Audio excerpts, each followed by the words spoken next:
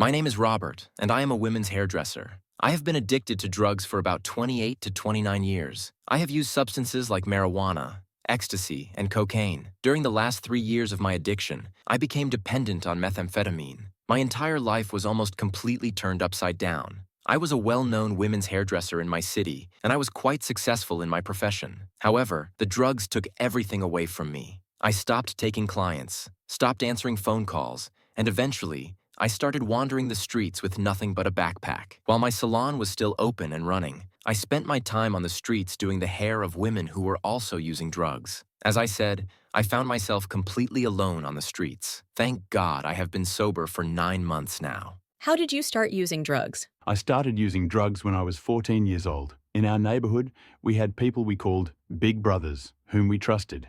In the evenings, we would hang out with them and chat with the girls sitting on the corners. Eventually, we got closer to them, and before I knew it, I was addicted. They encouraged us, saying, "Here, take a hit, try it, you'll feel amazing. Life will be great." My friend and I were curious, and I can say that our journey began with that first puff of a cigarette offered by one of those brothers. After the second hit, I felt a false sense of happiness, like an artificial spring had bloomed inside me. The next day, I did it again, then the next day. Soon, we were sitting with those guys regularly, smoking marijuana. Over time, we learned where to buy it, where to go, and how to get it. It was a common thing in our neighborhood. Marijuana was available on almost every corner. Before long, I had figured out the whole system. I knew where to buy it, how to roll it, and how to prepare it myself. But in reality, those so-called brothers were using us. We were handing over money to them, believing they were helping us, but in fact, we were just being used. For the next 23 years, drugs controlled my life. After entering my professional life, I became a full-blown addict and started using ecstasy regularly. At one point, I was using ecstasy almost every night. Later, I shifted heavily toward cocaine. I would travel between cities, making long journeys just to get my fix. I would go to different places just to buy cocaine and ecstasy. Because of my profession, I didn't have a girlfriend. I was only surrounded by female friends. Then, I decided to change my life and get married. At 24, I got married and told myself, I will definitely quit after this. But I failed. Instead, my addiction got worse. Then I thought, having a child will change me. My wife got pregnant, and I said to myself, once my child is born, I will never touch alcohol or drugs again. But I failed again. I increased my usage instead of quitting.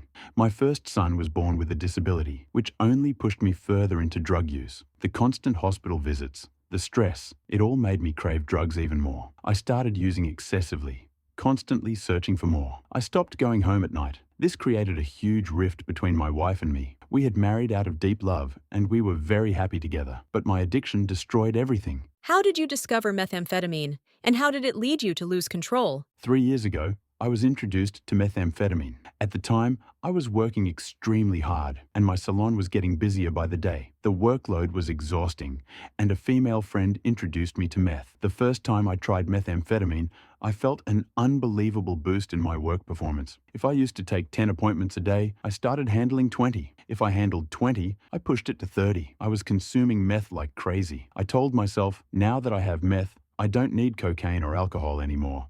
I will just use meth. But word got out that I was using. My old reputation was gone. I was once a respected man. When people heard my name, they greeted me with admiration. But as my addiction worsened, I lost my focus at work. I stopped answering phone calls, even though I was once famous on Instagram as Robert the Hairdresser. Clients no longer saw me as the talented professional they once knew. I started sleeping in the salon. I locked the doors, chased people away, ignored messages from clients, and stopped collecting money I was owed. At one point, I was about to sign a major contract with a prestigious company, but because of meth, I didn't even go to the meeting. Instead, I left my city, fired my employees one by one, and disappeared. 10 years passed, and I finally realized that everything was a lie. How did your family react? At first, my family knew I smoked marijuana, but I was careful not to show them my addiction. I was still going home regularly, and things seemed okay between my wife and me. But when meth came into my life, everything changed. I stopped going home, and for nearly a year,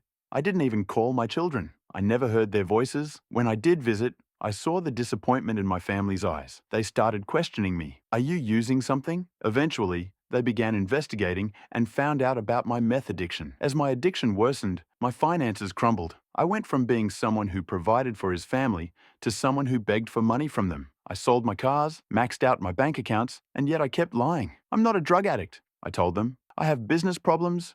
I need money to cover expenses. But the truth was, I was completely consumed by addiction. My family had no choice but to cut me off. I started going to my clients' homes instead of working at the salon. But I wasn't doing hair for just anyone. I only worked for clients who were also using meth, cocaine, or ecstasy. At one point, I tried to stay away from meth, warning others, don't do it, it's too much, it's dangerous. But eventually, I found myself using it with them. Did you ever attempt suicide? There were many times when I felt abandoned, unwanted, and useless. My salon turned into a garbage dump. No one visited me anymore. One day, my family came to see me at my workplace. I was so angry and paranoid that I attacked them. I threw a chair at my sister and tried to hit her with it. I screamed at my parents and locked myself inside the salon. I reached such a dark place that I thought about ending my life. A friend had left a gun at my place. I picked it up and prepared to kill myself. But before I could pull the trigger, I passed out. When I woke up, the gun was still in my hand, the bullet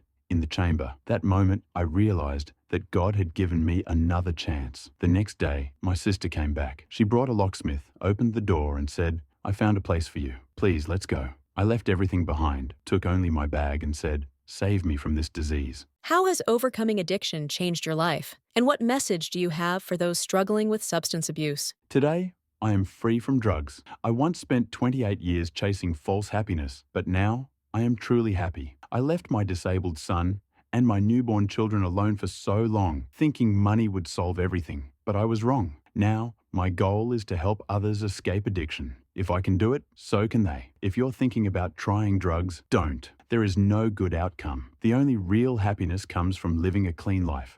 I am living proof that it is never too late to change. If my story can inspire even one person to step away from the darkness of addiction and into the light of recovery, then sharing it has been worth it. Thank you for listening to my journey. If you or someone you know is struggling, reach out. There is always hope. And remember, true happiness comes from living a clean life. Thank you for watching, and take care.